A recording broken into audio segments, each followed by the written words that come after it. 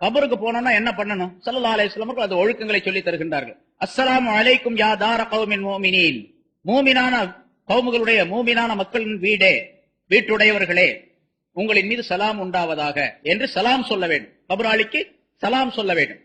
இப்ப சலாம் சொல்வது உயிரோடு இருக்கிறவங்களுக்கு மட்டுமல்ல, இறந்து விட்ட பிறகு கூட சலாம் சொல்லணும் என்பதை ஸல்லல்லாஹு அலைஹி வஸல்லம் அவர்கள் சொல்லி காட்டுகின்றார்கள். இறந்து விட்ட பின்னாலும் சலாம் சொல்லணும். அந்த சலாத்துக்கு அவர்கள் பதில் சொல்லுகிறார்களா இல்லையா அப்படிங்கறதெல்லாம் பிரச்சனை இல்லை நமக்கு. அவங்க பதில் சொல்லுகிறாங்க அப்படிங்கறதுக்கெல்லாம் ஹதீஸ் நமக்கு கிடையாது. ஆனா சலாம் சொல்லணும்னு ஸல்லல்லாஹு அலைஹி வஸல்லம் சொல்லி இருக்கிறாங்க. அந்த சலாத்துடைய நன்மைகள், அந்த சலாத்துடைய அமைப்பு, சாந்திமயமான தன்மை அந்த கபராளிகளுக்கு ஏற்படும். நிச்சயமா ஏற்படும். பிறகு அப்படியே போன பின்னால, அப்படியே சலாம் சொன்ன பின்னால அவர்களுக்காக வேண்டி துஆ செய்ய வேண்டும். அவர்களுக்காக வேண்டி, அவர் யார் வலியுல்லாவா இருந்தாலும் சரி, நம்முடைய பெற்றோரா இருந்தாலும் சரி, வேற உறவினர்களாக இருந்தாலும் சரி, மற்ற கௌமுகளா, மற்ற முஸ்லிம்களாக இருந்தாலும் சரி, முஸ்லிம்களுக்கு மட்டும்தான் செய்யணும். முஸ்லிம் அல்லாதவர்களுக்கு கபருக்கு போய் செய்யக்கூடாது. ஒருத்தர் கேட்டார், அப்படி முஸ்லிம்களுக்கு மட்டும் துஆ செய்யணுமா, முஸ்லிம் அல்லாதவங்களுக்கு துஆ செய்யணுமான்னு கேட்டார். என்னுடைய ரொம்ப டியர் ஃப்ரெண்ட் ஒருத்தர் இறந்து போயிட்டார். முஸ்லிம் அல்லாத ஒருத்தர், ரொம்ப டியர் ஃப்ரெண்டா இருந்தார். அவர் மௌத்தா போயிட்டார். அவருக்காண்டி துஆ செய்யலாம்? துஆ செய்யக்கூடாது. அவருக்காண்டி பாவ மன்னிப்பு தேடக்கூடாது என்று அல்லாஹ் தஆலா குர்ஆன்ல உத்தரவு போடுறான். அதனால செய்யக்கூடாது. முஸ்லிம்களுக்கு மட்டும்தான் இஸ்திக்பார், பாவ மன்னிப்பு தேடுவதோ அல்லது துஆ செய்வதோ முஸ்லிம்களுக்கு மட்டும் இருக்க வேண்டும். சரி, துஆ செய்ய வேண்டும். கபரிஸ்தானுக்கு போய் அல்லாஹ் தஆலா இடத்தில் துஆ செய்யறதே தவிர கபர்ல இருக்கக்கூடியவர்களிடத்துல கேட்டு துஆ செய்யறதோ அல்லது அவங்கள துஆ செய்யும்படியாக கேட்டுக்கொண்டதோ அல்ல. யா அல்லாஹ், இவருடைய இந்த கபரில் இருக்கக்கூடிய என்னுடைய பெற்றோர், என்னுடைய தாயோ தந்தையோ மற்றவர்களோ, அவர்களுடைய பாவத்தை நீ மன்னிப்பாயாக, அவர்களுக்கு நீ அருள் செய்வாயாக, அவர்களுக்கு உன்னுடைய ஜன்னத்தை தருவாயாக, நரகத்தை விட்டு அவர்களை பாதுகாப்பாயாக, உன்னுடைய ரஹமத்தை நீ வழங்குவாயாக, உன்னுடைய நெருக்கத்தை கொடுப்பாயாக என்றெல்லாம் துஆ செய்ய வேண்டும். இப்படித்தான் துஆ செய்யணுமே தவிர அங்க போயிட்டு கபூராளிகளை பார்த்து, அவர் வலியுல்லாவா இருக்காருன்னு வச்சுங்க, ஒரு தர்கா இருக்கு, அந்த தர்காவில் வலியுல்லா ஒருத்தர் அடங்கி இருக்காருன்னு வச்சுங்க, அவர்கிட்ட போய் வலியுல்லா அவர்களே நீங்க எனக்கு துஆ செய்யுங்க, நீங்க எனக்கு சொர்க்கத்தை வாங்கித்தாங்க, நரகத்தை விட்டு எனக்கு காப்பாத்துங்க, எனக்கு அதை கொடுங்க இதை கொடுங்க, கடையில வியாபாரம் நடக்கிறதுக்கு துஆ செய்யுங்க அப்படிலாம் அங்க போய் கேட்கக்கூடாது. அவங்கள்ட்ட போய் கேட்கறது இல்ல, நம்ம அல்லாஹ் தஆலா இடத்தில் கேட்க வேண்டும், அவர்களுக்காக வேண்டும். அப்படி கேட்பதின் காரணமாக நமக்கும் சேர்த்து அந்த பலன்களை அல்லாஹ் தஆலா வழங்கிறோம். நம்ம என்ன கேட்கிறோமோ அவருக்காக வேண்டி அதை நமக்கும் அல்லாஹ் தஆலா கொடுத்துரும். அவருடைய பாவம் மன்னிக்கப்பட்டு விட்டால் நம்முடைய பாவங்களும் மன்னிக்கப்படும். அவருக்கு அருள் புரியப்பட்டால் நம்முடைய அல்லாஹ் தஆலா நமக்கும் அருளை புரிவான், அருளை செலுத்துவான். அதனால அவர்களுக்காக மன்னிப்பு கேட்க வேண்டும். அவ்வளவுதான் செய்யலாமே தவிர பிறகு அங்க போய் பத்தி கொளுத்தி வைக்கிறது, சாம்பிராணி போடுறது, சந்தனம் பூசுறது, கபர் மேல தண்ணி ஊத்துறது, பூ போடுறது, உட்கார்றது, அழுகிறது, புரள்றது எல்லாம் கூடாது. எல்லாமே ஹராம், ஷிர்கான காரியங்கள். அது பூரா சந்தனம் பூசுறதோ பூ போடுறதோ. சில பேர் பூவை எடுத்துட்டு போவாங்க, பாவம் இருக்கிறவங்களுக்கே பூவை காணும், உயிரோட இருக்கிறவங்களுக்கு. அவர் மௌத்தா போய் பாவம் அவர் என்ன பண்றாருன்னே தெரியல உள்ள. அவருக்கு போய் மேல கபரு மேல கொண்டு போய் பூவை போட்டு மறுநாள் காலையில போய் பார்த்தா எல்லாம் வாடி போய் வதங்கி போய்க்கிறது. ராத்திரிக்கு போட்டுறாரு, மறுநாள் காலையில போய் பாக்குறாரு வாடி போயிருக்கா, இவரே எடுத்து கசக்கி குப்பை தொட்டியில போட்டுறாரு. நீதான்ப்பா போட்ட, ஏன்பா அதை கசக்கிற அப்படின்னு கேட்டா, அதே காஞ்சி போச்சு, இன்னும் காயாம அப்படி பச்சையாவா இருக்குது பூ போட்டா. அவருக்கு என்ன பூவா கேட்டாரு? கபர்ல இருக்கிறவரு. உலகத்தில் இருக்கும்போது பொம்பளையா இருந்தா தான் பூ வச்சுக்கிறாங்க, மௌத்தா போன பிறகு ஆம்பளைக்கு ஏத்து பூ போடுறாங்க. நம்ம நாட்டுல சொல்றாங்களா காதல பூ சுத்துறாங்க அப்படின்னு சொல்லிட்டு அது மாதிரி சுத்துறாங்க. இதெல்லாம் மார்க்கத்துல இல்லாத விஷயங்கள், பிதாத்தான காரியங்கள். பிதாத் மட்டுமல்ல, ஷிர்கான காரியங்கள். இதெல்லாம் அதெல்லாம் செய்யக்கூடாது. துஆ மட்டும் செய்யலாம், அது கபருக்கு போய்தான் செய்யணும், கட்டாயம் கிடையாது. செய்யறது நல்லது, அவ்வளவு. இங்க இருந்தே செய்யலாம். துஆ செய்ய வேணும், அவர்களுக்காக வேண்டி செய்யணும். ஸல்லல்லாஹு அலைஹி வஸல்லம் அவர்கள் சொல்லுகிறார், ஆனா துஆ செய்யணும் கண்டிப்பா, துஆ செய்யாம இருக்கக்கூடாது. ஸல்லல்லாஹு அலைஹி வஸல்லம் அவர்கள் கபரில் இருக்கக்கூடியவர்கள் உயிரோடு இருக்கக்கூடியவர்களிடத்திலிருந்து ஹதியாக்களை எதிர்பார்த்துக் கொண்டிருக்கின்றார்கள். ஹதியாக்களை எதிர்பார்த்துக் கொண்டிருக்கின்றார்கள். அவங்கள்ட்ட ஹதியாக்கள் ஏதாச்சும் வராதா அப்படின்னு எதிர்பார்த்துக்கிட்டே இருக்கிறாங்க. ஸல்லல்லாஹு அலைஹி வஸல்லம் ஒரு உதாரணத்தை சொல்லுகின்றார்கள். மல் மையித்து ஃபில் கபரி இல்லா கல் கரீகில் முத்தகவ்விசி. கபரில் இருக்கக்கூடிய ஒரு மையத்தானது, ஒரு மனிதன் தண்ணீரிலே விழுந்து மூழ்கி கொண்டிருக்கின்றான். ஆனா நீச்சல் தெரியாதவன், நீச்சல் தெரியாது, தண்ணீர்ல விழுந்துட்டான். காப்பாத்துறதுக்கு அபய குரல் எழுப்புகின்றான். யாராவது காப்பாத்துங்களே காப்பாத்துங்களே, தண்ணியில விழுந்துட்டேன் காப்பாத்துங்களேன்னு சத்தம் போடுறான். இப்ப தண்ணியில விழுந்து நீச்சல் தெரியாத ஒரு மனிதன் எப்படி அபய குரல் எழுப்பி மற்றவர்களை உதவிக்கு அழைத்துக் கொண்டிருக்கின்றான், அதுபோன்று கபரில் இருக்கக்கூடிய மையத்து இருக்கின்றது என்பதாக குறிப்பிடுகின்றார். யாராவது எனக்கு ஏதாச்சும் கொடுக்க மாட்டீங்களா அப்படின்னு கேட்டுக்கிட்டே இருக்கிறாங்க. ஏதாச்சும் கொடுக்க மாட்டீங்களா, ஏதாவது ஹதியாக்கள் அனுப்பி வைங்க.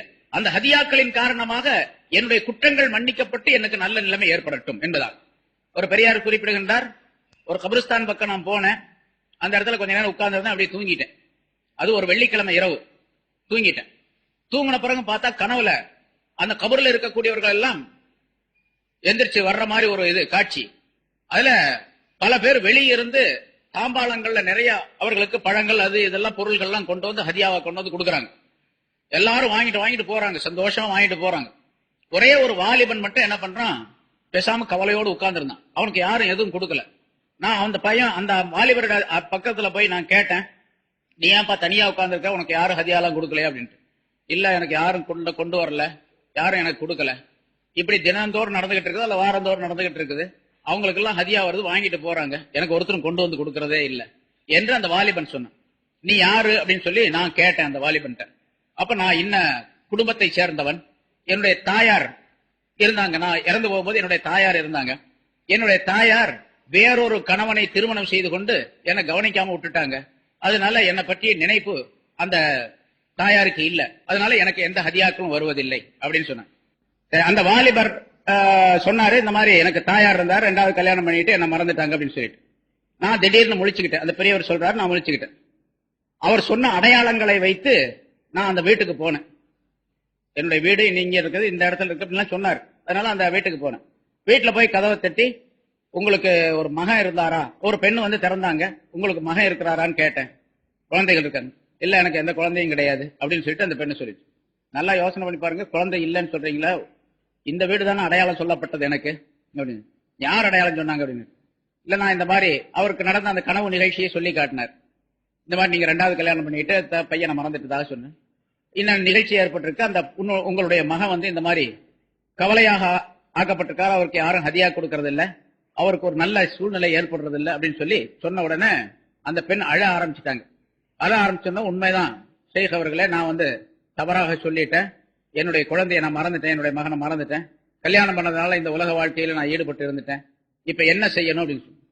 அப்ப இவர் சொன்னாரு, அந்த உங்களுடைய மகனுடைய பெயரால ஏதாவது ஒரு தர்மம் செய்யுங்க, சதக்கா செய்யுங்க, அல்லாஹத்தால அவருடைய காரியத்தை லேசாக்கி வைப்பான் அப்படின்னு நான் சொன்னேன். அப்ப அந்த பெண்மணி உடனே 1000 திருகங்களை என்னிடத்தில் எடுத்து கொடுத்து, 1000 திருகங்களை கொடுத்து, என்னுடைய மகனுடைய பெயரால இதை நீங்க சதக்கா செஞ்சிருங்க அப்படின்னு சொல்லி என்கிட்ட கொடுத்தாங்க. நான் உடனே அதை வாங்கிட்டு போய் அதே மாதிரி சதக்கா செஞ்சுட்டேன். இதனுடைய நன்மைகளை அந்த வாலிபருக்கு சேர்த்து வைக்க வேண்டும் அப்படின்னு நியத்து பண்ணி அதை நான் கொடுத்துட்டேன். கொடுத்துட்ட பிறகு அதுக்கு அடுத்த வாரம் அதே மாதிரி வெள்ளிக்கிழமை இரவு நான் தூங்கி கொண்டிருக்கக்கூடிய நேரத்தில் அதே மாதிரி கனவு நிகழ்ச்சி. அந்த கனவு நிகழ்ச்சியில எப்படி முதல் வாரம் அந்த தாம்பாளங்கள்ல ஹதியாக்கள்லாம் எல்லாருக்கும் கொடுக்கப்பட்டது, அதே போல அந்த கபரில் இருக்கிறவங்கள கொடுக்கப்பட்டது, இந்த வாலிபருக்கு ஒரு பெரிய தாம்பாளம் கொடுக்கப்பட்டது. அந்த வாலிபர் ரொம்ப சந்தோஷமா வாங்கிட்டு போறார். என்னை பார்த்த உடனே அந்த வாலிபர் சந்தோஷமா சொன்னாரு, எனக்கு ரொம்ப பெரிய உதவி செஞ்சீங்க, அல்லாஹாலா உங்களுக்கு உதவி செய்வானாக அப்படின்னு அவர் துஆ செஞ்சாரு, நான் முழிச்சுக்கிட்டேன் என்பதாக சொல்லி அந்த கனவு விளக்கத்தை அவர் சொல்லி காட்டுகின்றார் அந்த பெரியவர்.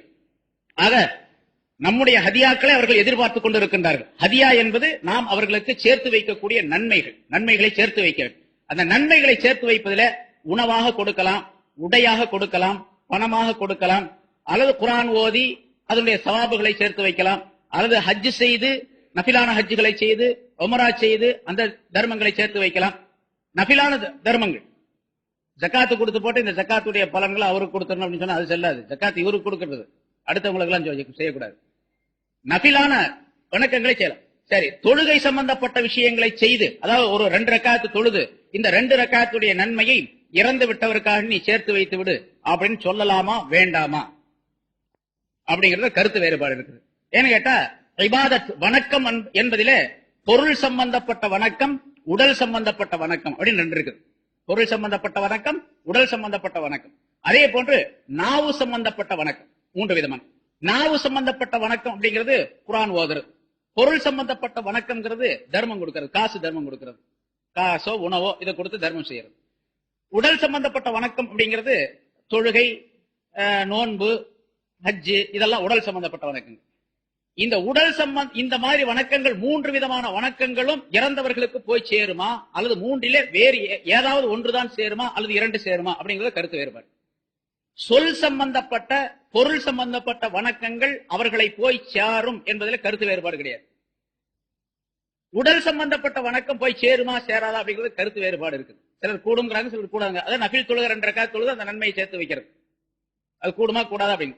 அப்ப அதை விட்டுருவோம். அந்த பிரச்சனைக்கு கருத்து வேறுபாடு இருக்கக்கூடிய பிரச்சனைக்கு போக வேண்டாம். நம்ம கருத்து வேறுபாடு இல்லாத பிரச்சனை தர்மம் செய்து அந்த தர்மத்தை அவர்களுக்கு சேர்த்து வைப்பு, நன்மையை சேர்த்து வைப்பு. குர்ஆன் ஓதி ஒரு ஸலவாத்து ஓதி அந்த ஸலவாத்தை அவர்களுக்கு நன்மையை சேர்த்து வைப்பு. ஸலவாத்தும் சரி. ஒரு கபர் இதே மாதிரி ஒரு பெரியார் கனவு கண்டார். கபரில் இருக்கக்கூடியவர்களுக்கு எல்லாம் பெரிய சந்தோஷம், மகிழ்ச்சிகரமா இருந்தாங்க. என்ன இவ்வளவு மகிழ்ச்சியா இருக்கிறீங்க, என்ன விஷயம் அப்படின்னு சொல்லி கேட்டாங்க. போன தடவை உங்களை பார்த்தா இப்படி மகிழ்ச்சியா இல்லையே, இந்த தடவை ரொம்ப மகிழ்ச்சியா இருக்கிறீங்களே, சந்தோஷமா அப்படின்னு சொல்லி கேட்டாங்க. இல்ல, இங்க நாங்க இருக்கக்கூடிய இந்த கபிரிஸ்தான் பக்கம் ஒரு நல்லடியார் ஒருவர் வந்தார். அவர் ரசூலுல்லாஹி ஸல்லல்லாஹு அலைஹி வஸல்லம் அவர்கள் மீது ஒரு ஸலவாத்து ஓதினார். அந்த ஸலவாத்துடைய நன்மைகளை எங்களுக்கு எல்லாம் கொடுத்துட்டார். ஒரு ஸலவாத்து ஓதி எல்லாத்துக்கும் கொடுத்தாரு. அதனால அந்த ஒரு ஸலவாத்தினுடைய நன்மைகளை கொண்டு எங்களுக்கு இவ்வளவு மகிழ்ச்சி ஏற்பட்டு இருக்கின்றது அப்படின்னு சொன்னார். அப்ப ஒரு ஸலவாத்து ஓதாலும் கூட அந்த நன்மையை சேர்த்து வைக்கும் போது, நியத்து செய்யும் போது அது நன்மைகள் சேருகின்றன.